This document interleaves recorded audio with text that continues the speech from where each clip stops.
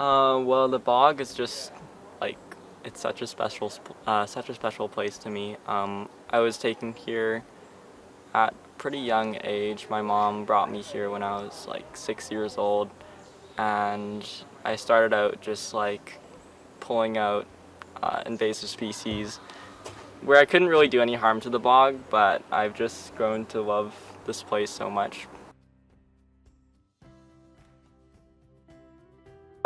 Actually, there's one that I didn't see, but I also volunteer with Catching the Spirit, which is in partnership with the Crazy Boggers, I think.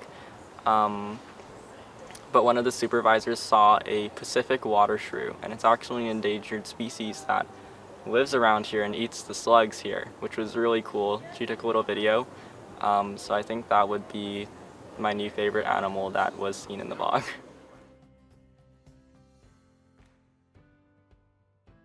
Okay, so sundews are these little carnivorous plants that are specific to bogs because of their low nutrient environment. So they have these little sticky leaves that come out, and they have little droplets of nectar on them.